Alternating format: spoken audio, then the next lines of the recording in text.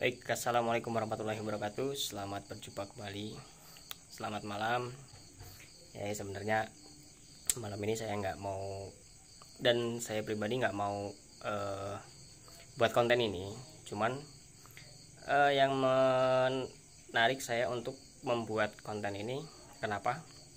Yang pertama, karena saat ini terlihat dan banyak sekali dari puluhan bahkan sampai ratusan sampai jutaan konten kreator Indonesia ini sedang marak membuat konten tentang perhabiban. Jadi ada yang mengatakan bahwa Habib Bahar seperti ini, Habib Bahar itu nggak pantas jadi Habib, Habib Bahar tidak layak gitu kan, sampai beliau ditantang untuk melakukan tes DNA atas keraguan orang yang memang meragukan bahwa beliau ini adalah keturunan seorang dari panutan kita, yaitu Nabi Muhammad SAW. Jadi agar kawan-kawan juga lebih paham, agar kawan-kawan juga lebih bijak menanggapi dan tidak tergerus oleh semua tipu daya dan hoak-hoak yang bertebaran di luar sana yang tidak dapat dipertanggungjawabkan kebenarannya. Jadi kita mau lihat seperti apa sih gelar Habib itu ada, yang pertama, dan yang kedua, apakah memang Habib itu ada gitu kan. Yang ketiga, dari mana sih sebenarnya Habib itu dinamakan Habib gitu kan? Apakah di negara-negara lain atau di luar sana gitu kan ada gitu penyebutan seperti itu gitu. Dan kita mau lihat dulu video yang pertama ini, kita mau tampilin Habib Bahar itu meledak-ledak ceramahnya seperti apa sih yang sampai diviralkan dengan ratusan atau jutaan konten kreator di Indonesia. Yuk kita simak, ini dia videonya. Kenapa kau berpihak kepada asing? Anjing, babi, kenapa engkau tipu-tipu kau punya rakyat? Anjing, babi, kenapa kau jual ayat-ayat Allah dengan harga yang murah? Anjing, babi, kenapa kau jual ayat, kau jual hadis untuk kepentingan perutmu? Anjing, babi, kenapa kau pakai sorban tapi engkau berdiri di pintu-pintu pejabat, di pintu-pintu pemerintah? Nah, itulah tadi kawan-kawan salah satu cuplikan dari beberapa banyak konten viral, dan itulah salah satunya dari video yang tersebar luas, video dari ceramahnya Habib Bahar yang sedikit meledak-ledak. Dan saya ingin mengajak kawan-kawan untuk ikut serta bersama saya mendengar penjelasan dari Profesor Dr. Muhammad Quraisy Shihab, yang beliau juga saat ini bergelar Habib. Seperti apa sih, kita pengen nanya, pengen tahu gitu kan. Apa sih Habib itu? Ada nggak sih Habib itu gitu kan? Seperti apa sih Habib itu seharusnya? Dan perilakunya seperti apa sih gitu kan? Itu yang wajib dicontoh dan memang selayaknya Habib gitu.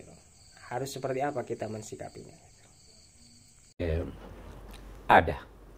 Buya Hamka juga dulu pernah bicara bahwa itu ada, di Indonesia ada. Sekarang begini, kita lihat.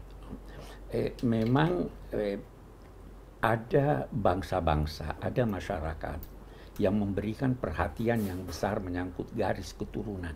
Kita berkata sekarang ratu-ratu Inggris itu ada garis keturunannya. Nah, demikian juga halnya dengan Nabi, itu ada garis keturunannya, ya kan? Hanya memang ada beberapa istilah Ahlal Bait, ada istilah al-qurba, kerabat, dan lain-lain sebagainya.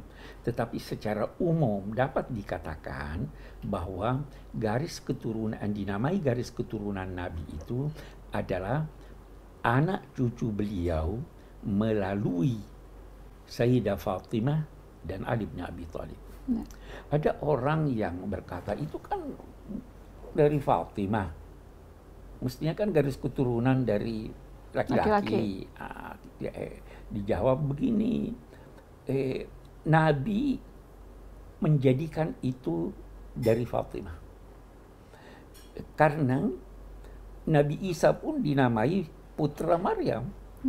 Ya, banyak itu orang-orang Yahudi itu tidak mengakui orang Yahudi kecuali kalau dari keturunan wanita, bukan laki-laki. Itu sebabnya dia tidak akui sebagai anak keturunan Ibrahim. Jadi ada, itu terpelihara. Nah, kemudian kalau misalkan Habib itu ada, apa penjelasan kepada kami ini kaum milenial saat ini, apa menurut Abi yang menjadi, yang bisa dikatakan bukti gitu loh, agar kami para kaum milenial ini dapat percaya dan meyakini itu gitu. Memang orang berkata apa buktinya? Bukti yang paling konkret adalah sejarah. Di mana-mana ada. Di Iran itu bisa diketahui ini orang garis keturunan atau tidak karena ada pakaiannya serban hitam. Tetapi kita tidak ingin menjadikan garis keturunan ini sebagai suatu keistimewaan yang melebihi kewajaran. Allah berfirman, "Wala tatamannaw ma faddalallahu ba'dakum 'ala ba'd." Jangan saling iri menghendaki apa keistimewaan orang itu Anda miliki pula. Tetapi karena dia keistimewaan, setiap keistimewaan punya konsekuensi, punya kewajiban. Kalau kewajiban itu tidak terpenuhi, maka garis keturunan yang dimilikinya tidak akan ada artinya. Nabi Nuh punya anak, garis keturunannya ada, tapi Allah menyatakan innahu amalun ghairu salih. Dia punya pekerjaan, tidak diakui dia oleh Tuhan sebagai garis keturunannya. Tuhan menjanjikan, wahai Nuh, saya akan selamatkan kamu dan keluargamu. Waktu anaknya sudah tenggelam, wahai Tuhan, anakku dari keluargaku. Bukan. Jadi ada konsekuensinya. Dari sini kemudian garis keturunan ini terpelihara yang mestinya ikut terpelihara sifat-sifat baik itu.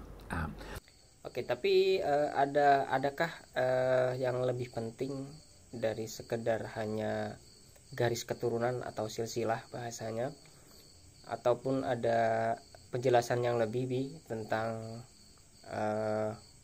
silsilah atau garis keturunan, dan terlebih lagi seorang yang menyandang gelar Habib? Kenapa garis keturunan itu menjadi penting? Karena ada pengaruh fisik dan psikis orang tua kepada anaknya. Sebabnya ada buku namanya Child Between Heredity and Education. Apa yang lebih berpengaruh? Yang jelas ada pengaruh dari ayah, kakek, dan sebagainya. Sehingga ini ada keistimewaannya. Ya kan? Dari sini kemudian ada orang-orang, termasuk di Indonesia ini, ada garis keturunannya, dan itu terpelihara. Ada kantor khusus yang ini. Agama memang memerintahkan untuk memelihara itu. Oke. Jadi, tapi konsekuensinya, apa sifat-sifatnya sesuai dengan itu. Kita pengen tahu nih, saya sendiri penasaran tentang seperti apa sih perjalanannya para habaib dulu yang datang ke Indonesia menyebarkan agama Islam. Kita pengen tahu dan kita dengarkan bersama. Mereka yang datang ke Indonesia ini itu umumnya datang dari Hadramaut. Kakeknya sebelum sampai ke Hadramaut tadinya ada di Irak. Kemudian dia berhijrah dari Irak. Berhijrah dari Irak bukan untuk mencari nafkah ke Hadramaut.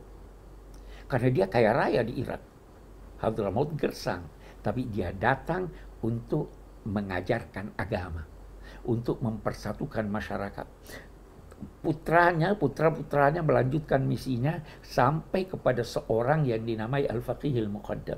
Al-Faqihil Muqaddam ini sosok yang diistilahkan mematahkan pedang. Kami tidak akan melakukan kekerasan apapun. Kami berdakwah dengan akhlak yang baik. Keturunannya inilah sebagian yang datang ke Indonesia. Bukan untuk mencari nafkah. Tidak dengan pedang, tidak dengan kekerasan.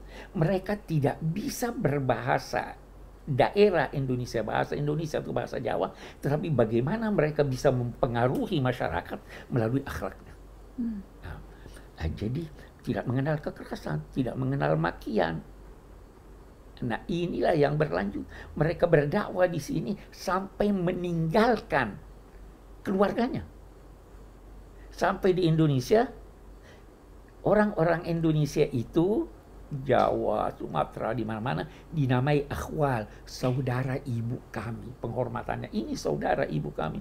Mestinya mengikuti jalur kakek-kakeknya ini, mengikuti jalur Nabi yang menyebarkan toleransi, yang menyebarkan akhlak. Ya, apa yang terjadi sekarang itu sebahagian kecil sebenarnya yang memberi, boleh jadi, citra yang negatif. Nah, kemudian disambut oleh yang lain dengan cara yang tidak sesuai juga, sehingga terjadi apa yang dinamakan ribut-ribut. Oke, jadi itu tadi penjelasan dari Abi Quraish Shihab. Jadi yang pertama memang garis keturunan dari Nabi itu, atau yang umum disebut Habib atau Habaib, para Habaib itu memang ada. Cuman yang menjadi fungsi lebih dan sangat erat sekali dengan Habib itu yaitu meneladani dari sifat-sifat kemuliaan Nabi kita Muhammad SAW. Dan yang terjadi saat ini itu malah dari kebalikannya gitu. Kebalikannya, jadi ada muncul sifat-sifat yang bahwasanya mereka ini, entah itu saya juga kurang paham, yang mengaku atau memang dia Habib gitu kan, saya juga kurang paham.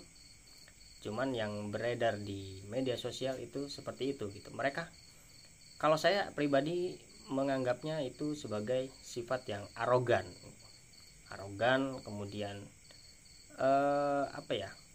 terlalu membanggakan diri.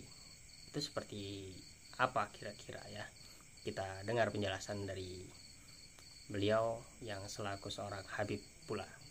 Ada ungkapan, bukannya seorang kesatria yang berkata kakek saya begini, ayah saya begini, tapi kesatria itu yang berkata ini saya yang melakukan itu. Ya toh? Jadi, karena itulah sebabnya orang boleh berbangga, boleh merasa bersyukur, mempunyai garis keturunan kepada Nabi, tapi jangan tonjolkan itu. Jangan tonjolkan itu, tonjolkanlah akhlakmu, tonjolkanlah kebaikanmu, tonjolkanlah keramatamahanmu. Ini kalau bertengkar, maki ini, maki itu, nuduh ini, nuduh itu sebenarnya bukannya tidak menggambarkan ajaran leluhur, ajaran ini, itu tidak menggambarkan ajaran Islam. Pribadi yang diajarkan oleh ayah kakekmu itu, tidak usah kamu yang berkata dirimu Habib. Tidak usah kamu menyatakan dirimu saya profesor, saya doktor. Biar dari kegiatanmu orang berkata, oh ini wajar dinamai Habib, ini wajar jadi profesor. Habib Abdullah Al-Haddad berkata, jangan memakai pakaian kebesaran Habib kalau akhlakmu tidak mencerminkan itu. Karena itu berdampak negatif buruk. Nah, jadi kita tidak mau ini apa yang terjadi ini menyerang, ini mengakui jasa saya pernah begini. Itu para penganjur agama tidak pernah mengakui jasanya bahwa dia mengislamkan orang. Karena yang mengislamkan itu Tuhan. Allah. Innaka la tahdi man ahbab engkau wahai Muhammad tidak bisa mengislamkan orang, menjadikan orang ini. Yang mengislamkan itu Tuhan. Tetapi di sisi lain, yang lain juga jangan berkata, oh ini datang untuk tujuan-tujuan politik, ini datang untuk tujuan ini. Akui juga bahwa mereka punya jasa. Itu baru bisa kita hidup berdampingan dengan baik. Nah, dari sini lebih menarik ya, menarik tentang penjelasannya Abi Quraisy Shihab ini. Nah, yang ingin saya tahu itu apakah memang para Habib ini mempunyai tujuan yang seharusnya dan harus mereka lakukan sebagai seorang Habib untuk menyelesaikan, atau apa ya bahasanya, mereka ini harus punya tujuan dan menyelesaikan tujuan mereka. Seperti apa? Kita dengar penjelasannya beliau. Karena berdasarkan fungsinya, fungsi Habib itu memang mengemban tugas yang sangat berat. Seharusnya dilakukan karena dia menyandang nama Nabi. Ya toh? Sekarang kita mau lihat itu raja-raja di Inggris, kita ambil raja-raja di Inggris, ratu-ratu di Inggris, ada tugas-tugas yang harus dilakukan. Ada, karena dia raja, karena dia ini. Ya. Nah, kalau Anda merasa diri Anda adalah keturunan Nabi, ada tugas-tugas yang Anda harus lakukan. Tugas pertama itu adalah tugas menampakkan akhlak yang luhur. Karena Nabi tidak diutus kecuali untuk menyempurnakan akhlak. Kalau akhlaknya tidak baik, kalau akhlaknya maki-maki orang, dia tidak melaksanakan fungsinya sebagai ini. Fungsinya adalah teladan. Ya kan? Fungsinya adalah menyelesaikan problem, bukan menjadi sebab dari problem. Qul la as'alukum alaihi ajran illal mawaddata fil qurba. Saya tidak minta upah dari kalian dari apa yang saya lakukan selama ini, kecuali apa? Cintai keluarga. Nah, Umar berkata, saya lebih senang menjadikan gembira keluarga Nabi daripada keluargaku. Karena itulah tanda terima kasih kita. Nah, tapi di sisi lain, keluarga Nabi juga harus tahu diri dong.